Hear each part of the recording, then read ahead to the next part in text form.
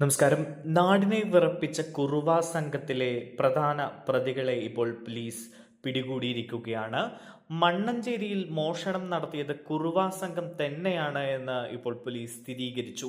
എറണാകുളം കുണ്ടന്നൂർ പാലത്തിന് താഴെ നിന്നും ഇന്നലെ പിടിയിലായ സന്തോഷ് കുറുവ സംഘത്തിന്റെ ഭാഗമാണ് എന്നും ഇയാളാണ് മണ്ണഞ്ചേരിയിൽ എത്തിയത് എന്നും ആലപ്പുഴ ഡിവൈഎസ്പി മധു ബാബു മാധ്യമങ്ങളെ അറിയിച്ചു. പ്രതിയുടെ നെഞ്ചിൽ പച്ച കുത്തിയതാണ് ആളെ തിരിച്ചറിയാൻ നിർണായകമായത്. പാലായിൽ സമാനമായ രീതിയിൽ മോഷണം നടന്നതും അന്വേഷിച്ചു. അങ്ങനെയാണ് സന്തോഷിനെ കസ്റ്റഡിയിലെടുത്തത്. പുലർച്ചെ രഹസ്യമായി തെളിവെടുപ്പ് നടത്തി.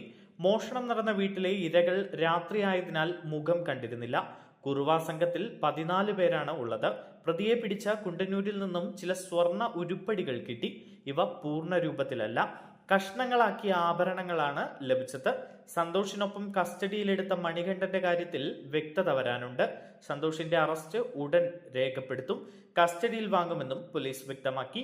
പിടിയിലായ സന്തോഷിന്റെ പേരിൽ ചങ്ങനാശ്ശേരി, പാല, ചിങ്ങവനം സ്റ്റേഷനുകളിലായി 4 കേസുകളുണ്ട് എന്നും തമിഴ്നാട്ടിൽ നിന്നാണ് നേരത്തെ പോലീസ് അറസ്റ്റ് ചെയ്തത് എന്നും വ്യക്തമാക്കി. പോലീസ് 3 മാസം ജയിലിൽ കിടന്നതാണ്. കഴിഞ്ഞ 3 മാസമായി പാലാ സ്റ്റേഷനിൽ എത്തി ഒപ്പിട്ടുകൊണ്ടിരിക്കുകയാണ് എന്നും പോലീസ് വിശദീകരിക്കുന്നു.